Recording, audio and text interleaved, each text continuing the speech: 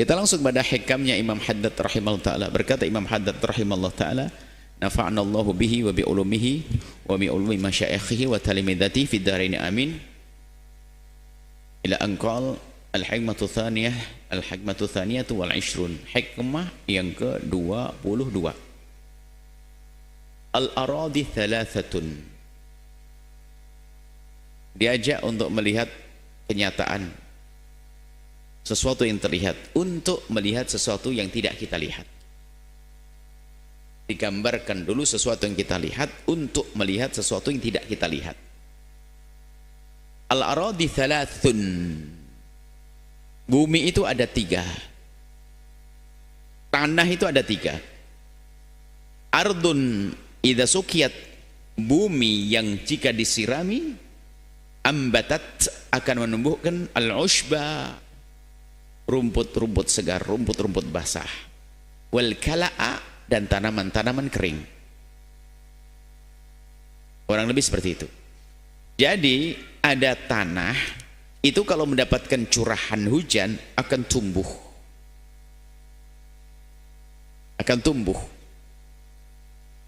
bermacam-macam tanaman. Wa mathalahu aminan nasi, baru sekarang ke arah manusia, bicara kepada manusia tapi bukan manusianya, sesuatu yang tidak terlihat pada manusia. Hanya gambarannya ada yang terlihat dulu supaya punya gambaran bayangan. Wa mathaluha minan nasi, permisalannya kalau kita permisalan pada manusia adalah alladzi yata'allamu. Nah, belajar ilmu. Ilmu itu warnanya apa sih? Hijau, kuning, nggak ada. Ilmu. Tapi seorang meyakini ilmu. Yata'allamu, belajar ilmu. Wa yafhamu, dan faham il ilmi. Ada orang belajar ilmu dan dia faham. Belajar ilmu dan dia faham.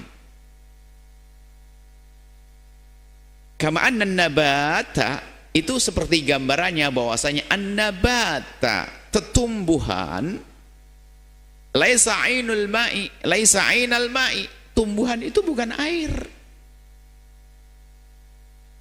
Walakinnal ma'a, akan tapi air itu sababu khusulihi, sebab terjadinya tumbuhan. Menjadi sebab air bukan tumbuhan, tumbuhan bukan air, tapi air menjadi sebab tumbuhnya tumbuhan. Fakadzalika al-fahmu, begitu juga pemahaman, laisa ainul ilmi, pemahaman itu bukan ilmu. Pemahaman ada pada dirimu, kekuatanmu di dalam memahami, bukan ilmu. Walakin akan tapi anil ilmi yakunu, anil ilmi yakunu, dari ilmu maka adalah hadirlah pemahaman. Gambarnya seperti itu. Jadi anggap saja begini, ilmu itu adalah curahan hujan, pemahaman adalah otak kita, yang otaknya seseorang yang menangkap. Maka otak ini anggap seperti bumi. Manusia ini kayak bumi, bukan manusianya, otaknya, pemahamannya. Jadi ada bumi itu kalau disiram langsung tumbuh. Artinya apa? Ada ilmu yang disampaikan, dia langsung paham.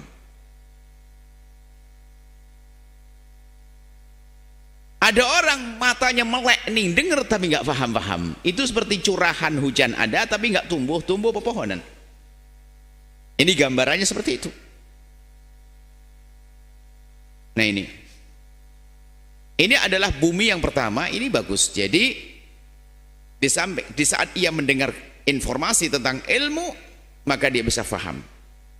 Faham itu adalah bukan sekedar memahami, bahkan namanya faham bisa saja bermacam-macam pemahaman. Ada orang faham 1, faham 2, faham 3, kalimatnya sama.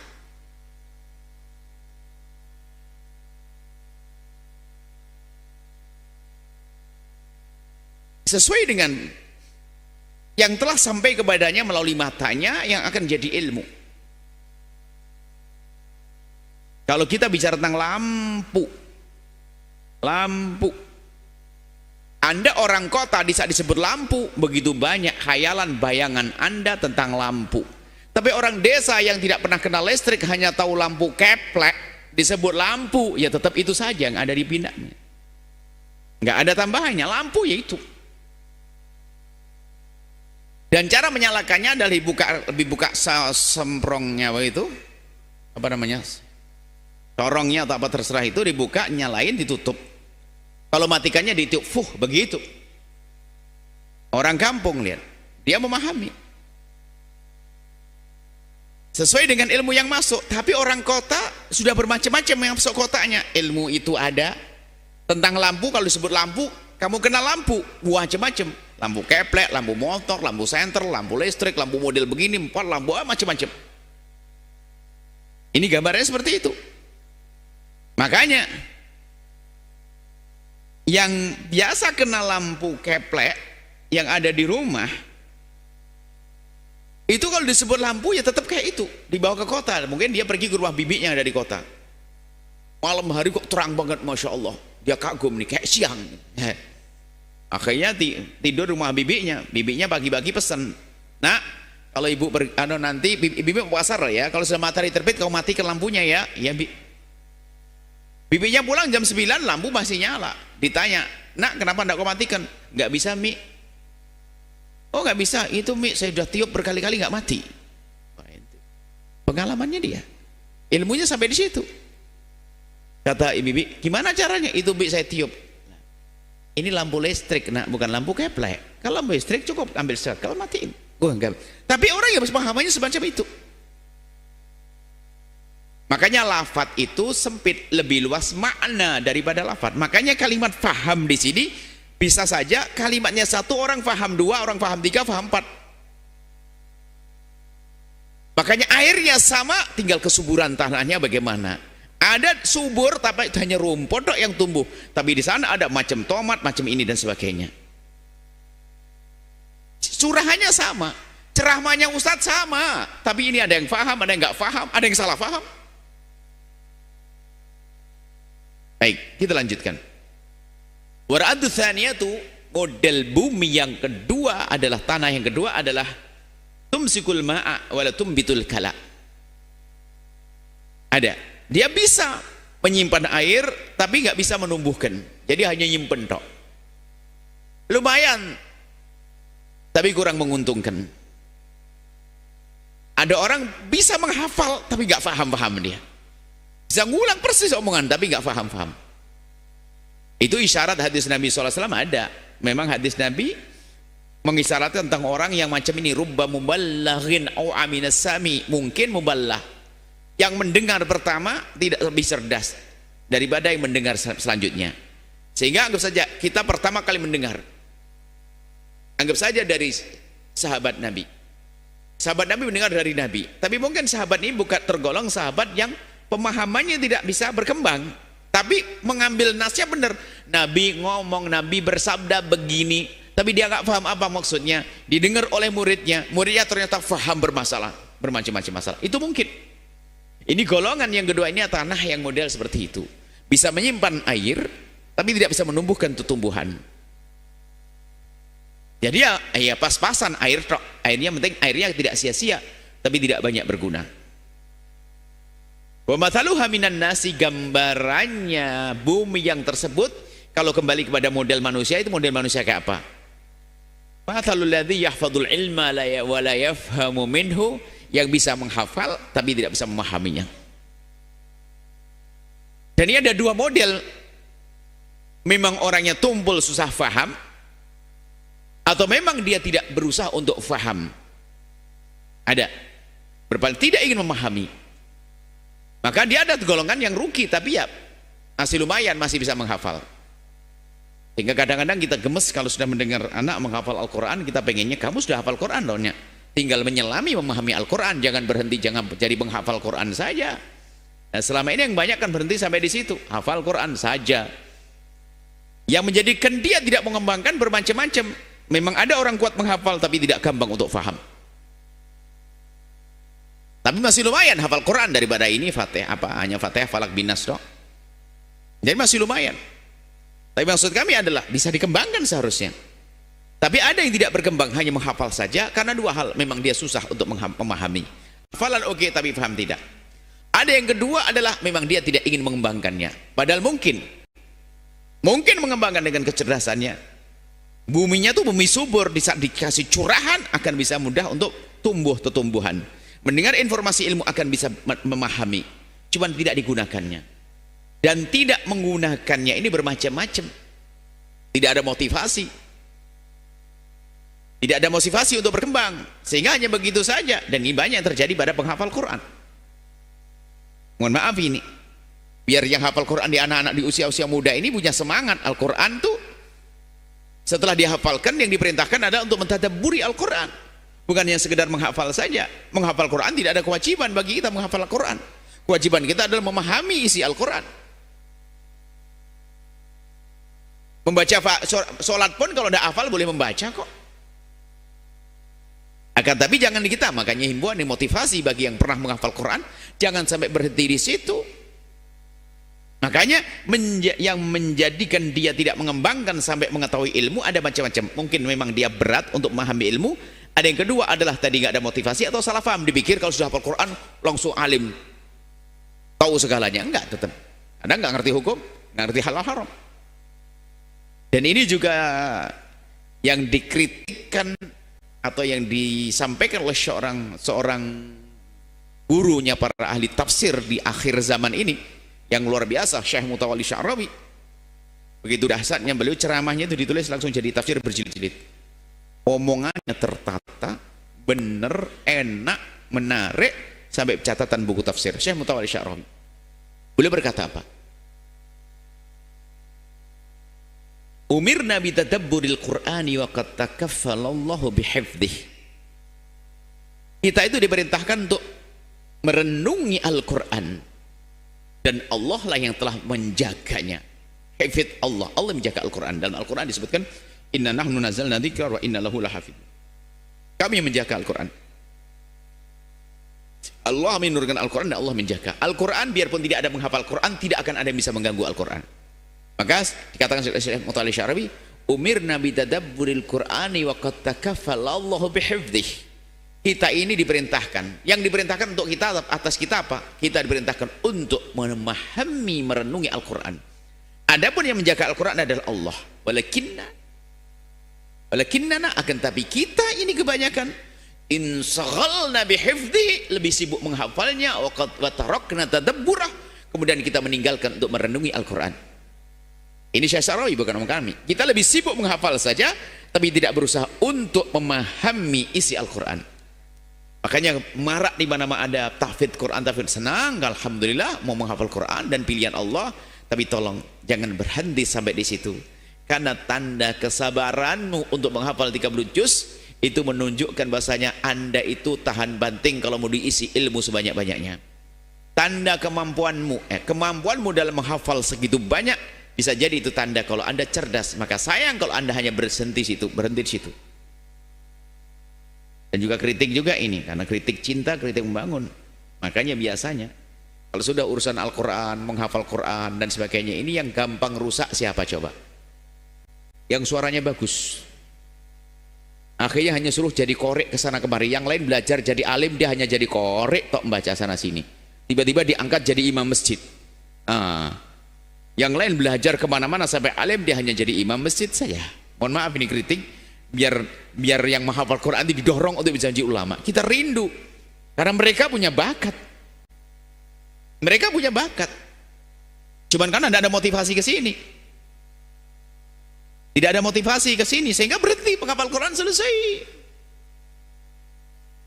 Apalagi pemahaman Al-Quran, segala ilmu dalam Al-Quran, benar segala ilmu dalam Al-Quran, tapi ente faham atau tidak faham? Kan gitu masalahnya. Baik. Jadi ada orang yang orang yang bisa menghafal tapi tidak bisa faham. Masih lumayan hanya menghafal saja.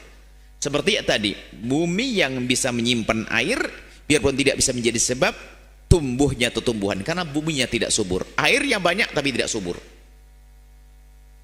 Wa idza ra'aital 'alima la yazidu 'ala ma yasma' fa huwa dzak. Kalau ada seorang alim atau yang hanya bisa menukil dari omongan gurunya, hanya gitu saja, ya sudah, itu modelnya seperti itu. Masih lumayan deh.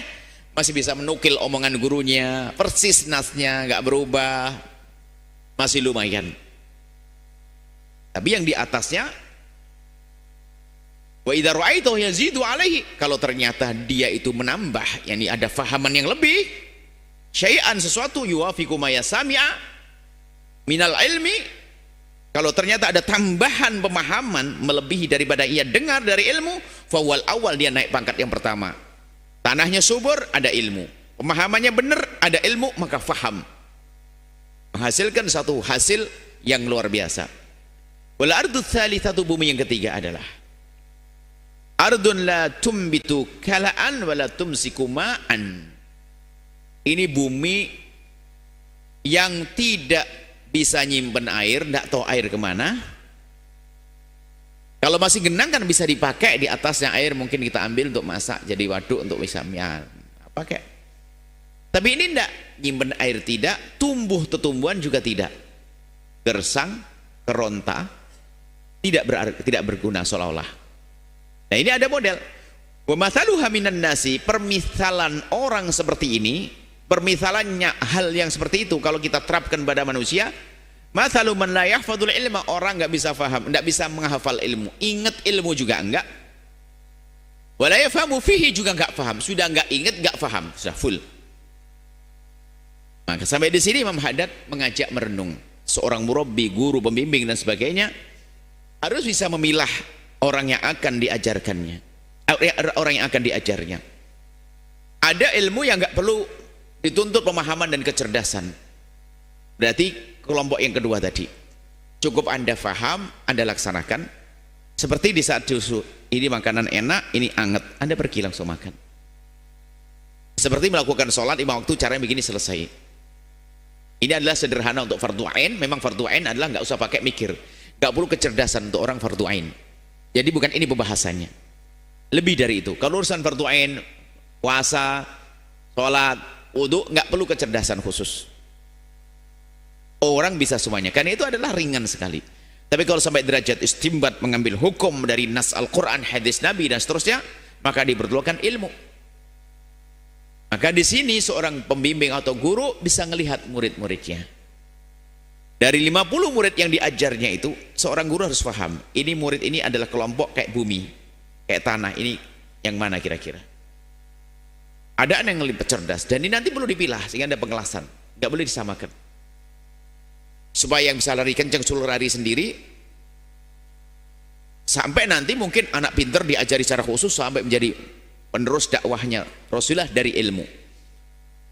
Yang satu pandai menghafal, oke lah pandai menghafal, nanti bagiannya menjaga dengan hafalannya. Ada yang ketiga, aduh ngafal tidak, faham juga enggak, ini model bagaimana? Ya guru melihat, tapi semuanya bisa jadi ahli surga. Ibaratnya ini kan seperti tanah, nyimpan air juga enggak, numbuhkan tumbuhan juga tidak. Berarti kalau bikin tanaman enggak bisa, lalu pakai apa? Bikin rumah aja, gedung mungkin barangkali. Nah maksudnya apa? Jangan dipaksakan kalau memang orang tidak mampu.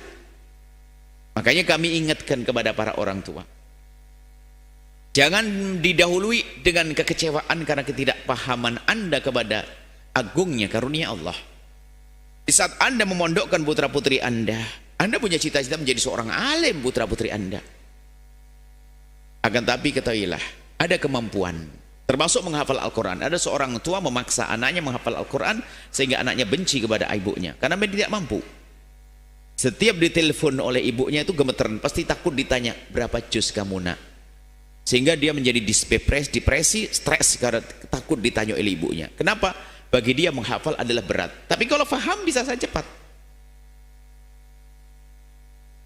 Bisa saja menghafal cepat, cuman paham cepat atau menghafal cepat ada paham cepat, menghafal susah, ada menghafal cepat, paham lambat. Model berbeda-beda. Maka nanti guru yang bisa melihat anak-anak, sehingga jangan Anda keburu kecewa di saat ternyata anak Anda tidak menjadi seorang alim.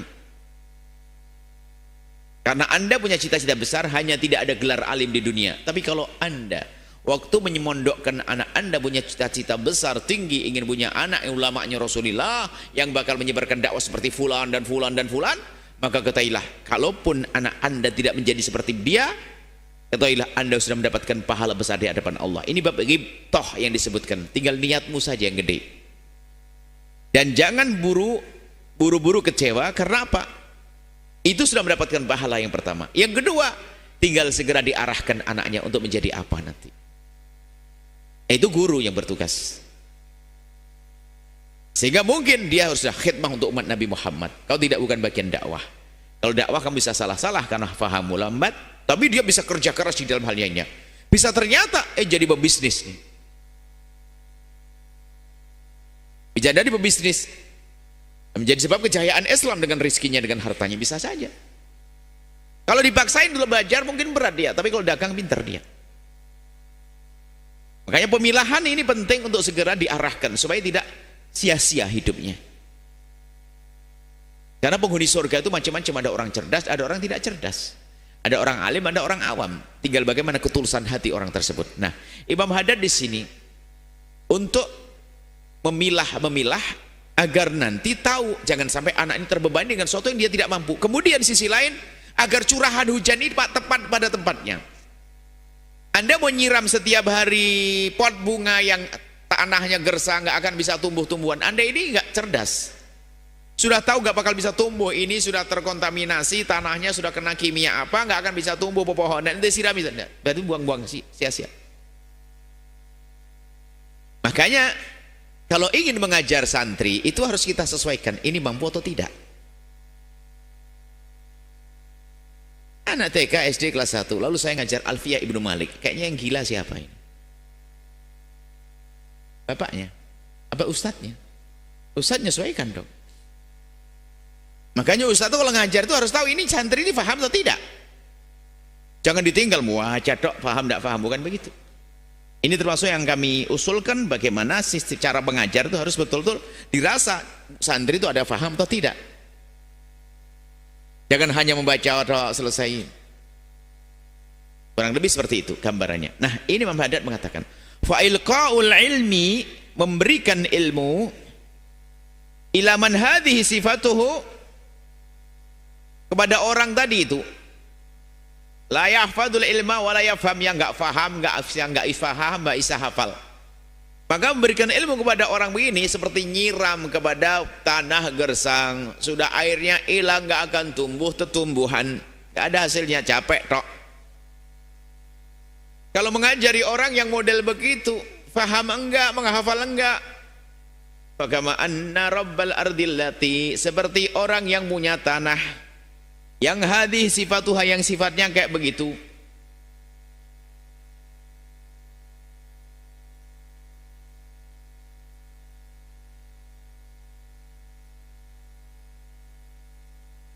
Maka seorang orang petani cerdas kalau sudah melihat tanahnya itu, mau tanah cerdas, kalau melihat tanahnya sudah dipastikan bahasanya tanah ini tidak bisa menumbuhkan tumbuhan,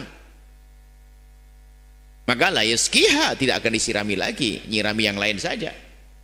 Wa yara anna saqiyah minal itaati, dan dia akan paham bahasa nyiraminya akan sia-sia kerjaannya.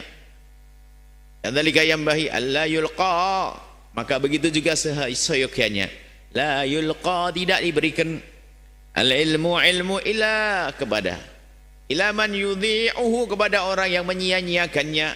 Bal awala, bahkan itu lebih, kalau ada orang enggak peduli jangan diajari, maksudnya jangan dipaksa untuk memahami ilmu itu. Tentunya yang kita sampaikan bukan bab ilmu fardu kifayah, bukan ilmu fardu ain. Kalau fardu ain sebuah keharusan, dan karena fardu ain nggak perlu kecerdasan khusus. Ini adalah pembahasan ilmu-ilmu yang di dalamnya dibutuhkan istimbat, mengambil hukum dari nas-nas Al-Quran, hadis Nabi SAW. Ilmu lebih luas. Ini isyarat hikmah, ini isyarat seorang guru itu harus cerdas. Sampai pada akhirnya menjadikan tanah subur ini juga penting. Mengolah tanah agar subur. Makanya dengan bahasa lain adalah gimana caranya agar tanah ini subur. Gimana caranya ilmu yang kita berikan ini difahami oleh seseorang. Maka seorang guru mengolah, menyederhanakan pembahasan supaya orang cepat paham. Maka itu seolah-olah seorang guru itu mengolah agar tanah itu menjadi tanah yang subur, sehingga di saat disirami air akan tumbuh tumbuhan. Sehingga seorang guru yang cerdas nanti adalah sesuatu yang sulit itu jadi mudah. Ada orang lah, ini mungkin kelasnya golongan kelompok kedua tadi. Dia bisa menghafal tapi kalau ngomong itu nggak paham-paham. Dia sendiri kalau dengar rekamannya juga nggak paham. Memang bukan pandai dalam memahamkan karena dia sendiri tidak paham. Dalam dunia belajar mengajar ini ada juga seorang ustadz itu kalau sudah masuk kelas itu langsung dijamin muridnya ngantuk semuanya, kayak dibius. Kenapa? Ya memang ustadznya tidak bakat memahamkan, kalau paham akan bangun dia. Ini model lah, ini yang dihadirkan Mahdani cakep sekali agar untuk koreksi bagi siapapun. Kalau sebagai seorang ustadz, bagaimana menjadikan tanah itu subur? Jadi bicaralah, kata Nabi, Nabi mengajarkan Nabi itu yukallimun nasa ala qadri uqulihim, kalau bicara sama seorang selalu disesuaikan. Bagaimana agar orang faham? Kalau ternyata tidak faham, nggak akan disampaikan oleh Nabi SAW. Takut menjadikan fitnah. Jadi menyampaikan pesan. Hikmah itu kan sebenarnya berat. Cuman kita perlu terjemahkan dengan bahasa yang sangat sederhana, bisa difahami oleh semua orang. Dan gambarannya seperti ini. Jadi hikmah iman hadat ini adalah koreksi kepada siapapun. Dari ustadz pertama. Nah, kalau ustadz kalau ingin mengajar harus pertama tahu keadaan murid, kemudian bagaimana ilmu yang akan diberikan, porsinya, dosisnya seperti apa, supaya tidak berlebihan. Seperti halnya menyiram bunga, menyiram tanah. Kalau siramannya terus banjir itu kan mati juga. Kan ada saat-saat air kebanyakan juga. Jadi perlu kecerdasan seorang ustadz di saat memberikan ilmu kepada muridnya. Di sisi lain juga harus dia bagaimana berusaha untuk menjadikan tanah itu subur dengan meringankan pemahaman.